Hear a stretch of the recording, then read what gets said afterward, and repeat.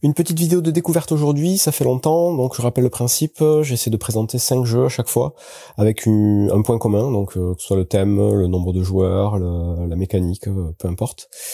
Et j'essaie de parler de jeux qui sont pas trop connus, des jeux qui sont un peu passés inaperçus ou qui sont pas édités en français, et qui pourtant méritent un peu qu'on s'y attarde parce qu'ils sont généralement assez intéressants.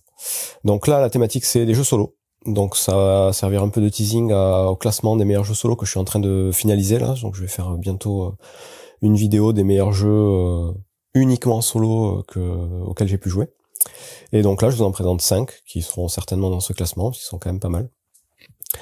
Le premier c'est Coffee Roaster, donc c'est un des plus anciens, il est sorti je crois en 2015. Il a jamais été édité en français et c'est un jeu donc de Sashi, un auteur japonais assez connu. Dans lequel vous allez faire torréfier des grains de café.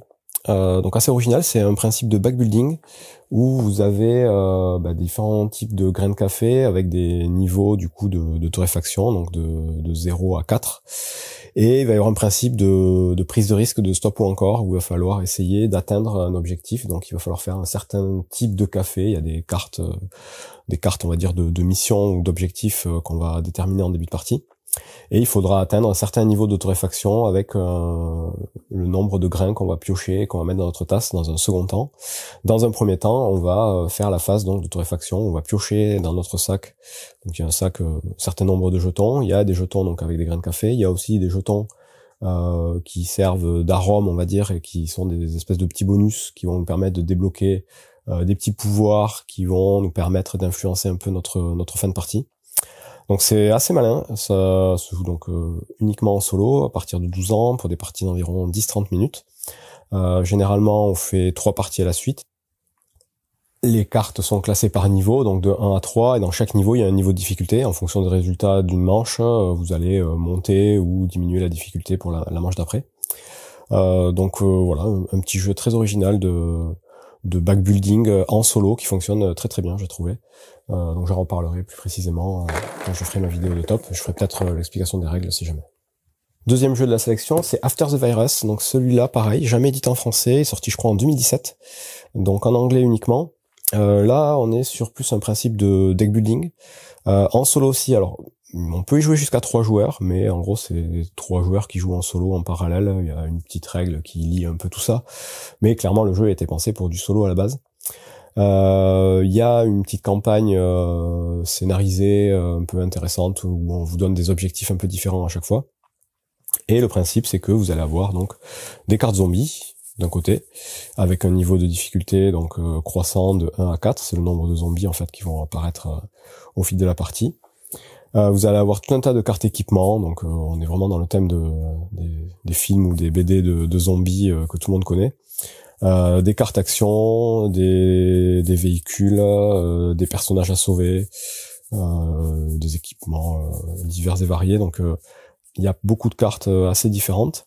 Il y a même une extension dans le jeu, donc vous allez au début de partie utiliser un personnage bien particulier. Les personnages ont une main de départ qui est assez différente à chaque fois et qui renouvelle bien les sensations de jeu. Donc il y a 4 personnages dans la boîte de base et il y en a 4 nouveaux dans l'extension, et l'extension apporte aussi une campagne plus sophistiquée, des zombies avec des pouvoirs particuliers, donc c'est un gros plus je trouve. Si vous connaissez un peu certaines BD ou séries de zombies, vous reconnaîtrez certains personnages.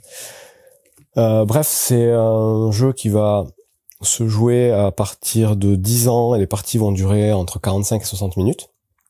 Donc en fonction de si vous voulez faire une campagne ou sélectionner une mission, vous faites un peu ce que vous voulez. Vous allez avoir votre main de départ, les zombies qui apparaîtront à certains moments, et vous avez une pioche d'équipement que vous allez pouvoir aller explorer avec certaines actions. Et le but du jeu, ça va être de réussir une mission bien précise, donc ça va être assez varié. Il va falloir par exemple sauver un certain nombre de personnages ou résister jusqu'à la fin du paquet de cartes de zombies. Enfin, il y a plein d'objectifs assez différents qui varient bien les parties, et je trouvais ça super cool. Donc un bon petit jeu solo, pas très connu, et qui aurait mérité je pense une version française sans problème. Le suivant, pas très connu non plus, que en anglais aussi, c'est un jeu en print and play. Il existe aussi en boîte, je crois qu'il y a eu une campagne de financement participatif pour récupérer la version boîte. C'est Dragons of Etchinstone. Donc ce jeu-là, Il se joue avec essentiellement, je crois qu'il y a 18 cartes. Des cartes qui sont recto verso, pour le coup, avec beaucoup d'informations dessus. Donc uniquement solo. Et c'est un jeu dans lequel vous allez devoir déterminer en début de partie quel dragon vous allez vouloir affronter parmi 4 qui sont dispo. Donc je crois qu'il existe aussi une extension, mais là pour le coup j'ai que le jeu de base que j'ai imprimé du coup. Vous allez devoir déterminer du coup un dragon, donc c'est votre objectif de fin. Ce dragon-là, vous le mettez de côté. Et ensuite vous avez une carte ici qui va vous donner les différents territoires que vous allez traverser. Donc vous avez à chaque fois un numéro qui est inscrit en haut de chaque côté de carte. Donc les cartes elles sont recto verso, mais elles sont aussi séparées au milieu. Donc ça fait beaucoup de possibilités. Donc là vous commencez au numéro 1, donc les montagnes de jade. Et sur chaque région, vous allez avoir 4 monstres différents et 4 types de terrains différents que vous va falloir éventuellement traverser. Et à chaque tour, vous allez mélanger donc ce deck de cartes qui sera votre main. Vous commencez avec les cartes toutes au niveau 2. Donc il faudra que vous ayez toutes les cartes dans le même sens au niveau 2. Bon, c'est pas le cas, mais hop. Vous mélangez, vous piochez votre main de cartes. Sur le tas de cartes, on va vous inscrire à ce que vous allez devoir traverser comme épreuve. Donc ce sera soit traverser un terrain, soit affronter un monstre. À chaque fois, on vous dit, donc là, vous affrontez le monstre numéro 1. Donc ce serait celui-là. Et là, on vous dit, vous traversez le terrain numéro 3. Donc ce serait celui-là. Et en fonction, voilà, de si c'est un affrontement ou une exploration, avec les cartes que vous aurez en main, donc j'ai 5 cartes par manche, il faudra les utiliser au mieux. Il y aura toujours 3 cartes qui seront utilisées et une qui sera mise de côté pour la manche d'après. Et les cartes, on peut les utiliser pour leurs actions principales, pour avoir de l'initiative et pour booster soit l'initiative, soit l'action principale. Je vais pas rentrer plus dans les détails, mais c'est encore une fois ultra malin. Avec un simple jeu de 18 cartes, on fait une espèce de dungeon crawler. Il y a un petit côté Mage Knight. C'est pour la mécanique un petit peu du choix de cartes et des actions qu'elles nous permettent de faire.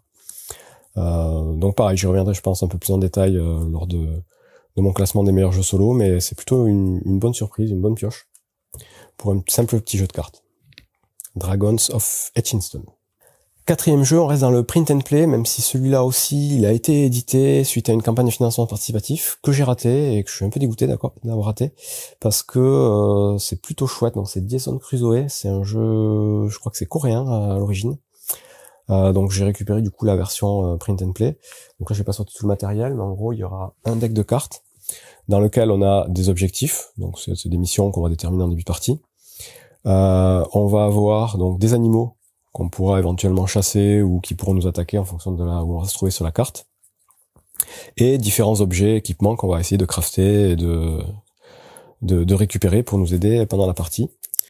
Vous aurez une carte sur laquelle vous allez vous déplacer, vous aurez votre campement et votre personnage, vous aurez un petit plateau qui va déterminer toutes les ressources que vous allez pouvoir stocker, votre abri, vos barrières et un compte-tour et les différents événements de météo qui vont pouvoir arriver, et un petit plateau d'action ici dans lequel vous allez déterminer ce que vous allez faire à chaque tour, sachant que ça va se jouer donc avec des dés. C'est un jeu, c'est pas du roll and write parce qu'il y a rien à écrire, mais c'est un jeu de dés et de déplacement et d'action, et c'est ultra malin. Donc on retrouve évidemment l'esprit de Robinson Crusoe, qui est aussi un jeu solo qui est plutôt excellent, ou coopératif, mais dans une version un peu simplifiée, un peu épurée, et qui fonctionne super bien. Donc une bonne petite surprise, un jeu vraiment pas très connu. Et pour le coup, si j'arrive à trouver la version éditée qui en plus rajoute des petites extensions et a quelques petites modifications de règles pour améliorer le tout, j'hésiterai pas à la récupérer, mais déjà même en print and play, c'est quand même super intéressant. Et enfin, le dernier jeu de la sélection, un print and play aussi, lui qui n'existe pas en boîte, c'est vraiment un pur print and play. J'en ai déjà parlé du coup dans ma sélection des meilleurs jeux à cocher en print and play, qui a d'ailleurs du coup la meilleure place, numéro 1, c'est Knight. Donc Knight, c'est un gros jeu pour le coup, le plus complexe de tous ici, qui va durer, je pense, entre 40 et 60 minutes la partie. Assez modulable, donc vous aurez cette feuille-là qui va vous permettre d'aller cocher tout un tas de différentes choses, débloquer des capacités, des bonus, qui sera fixe à chaque partie. Ensuite, vous allez choisir un personnage de départ, il y en a tout un tas, donc là il y en a 2 imprimés, mais il y en a d'autres que vous pouvez éventuellement imprimer, qui vont avoir des petits pouvoirs différents à chaque fois, des petits événements à déclencher, des petites capacités spéciales, et des ressources du coup de départ. Donc il y a 3 types de ressources, des hauts faits, des pièces à dépenser, donc ça c'est la deuxième feuille dont vous aurez besoin pour jouer. Et la troisième feuille, ça va être la feuille de scénario. Donc là, pareil, il y a plein de scénarios différents qui vont renouveler bien les parties. Donc il y aura des objectifs qui vont être à chaque fois assez différents, avec toujours la même mécanique. Et donc pour ça, ça fait du coup un jeu avec une grosse variabilité, que ce soit au niveau des personnages, des scénarios et des différentes actions qu'on va pouvoir faire. Je vais pas non plus rentrer dans les détails là tout de suite, mais sachez que c'est un jeu à combo, donc vous allez, c'est du roll and write, hein, donc du flip and write plutôt, donc il y aura aussi des cartes. Je les ai pas sorties là, mais il y a des cartes qu'on va retourner et qui vont nous dire quelles actions on va déclencher à chaque tour, quelles ressources on va récupérer.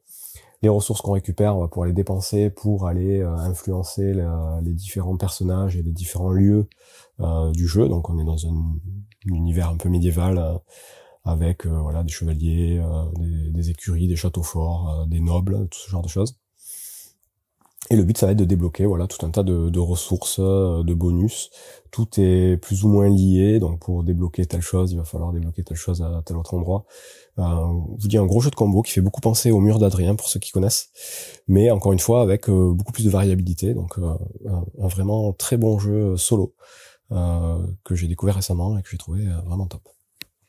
Voilà, c'est tout pour ces 5 découvertes de jeux solo sur lesquels je reviendrai, donc je vous dis dans mon classement des meilleurs jeux solo. Je pense que je vais faire un top 20, 20 jeux au total. Uniquement des jeux qui se jouent en solo pur, à quelques exceptions près, mais qui sont vraiment créés pour du solo. Vous avez sans doute vu sur la chaîne quand j'explique les règles de jeu multijoueurs, généralement j'explique pas les jeux solo. Les seuls jeux solo auxquels je joue, c'est ceux qui ont été vraiment créés pour ça. Même si maintenant, quasiment tous les jeux ont une règle solo en plus, et qui est très souvent intéressante, ça je dis pas. Mais les jeux solo, voilà, je me concentre sur les jeux qui durent pas très longtemps et qui sont vraiment étudiés pour ça. Donc je vous fais le classement bientôt, mais voilà, ceux-là déjà, vous pouvez vous dire qu'ils seront dedans, ils sont vraiment très chouettes. Bon jeu.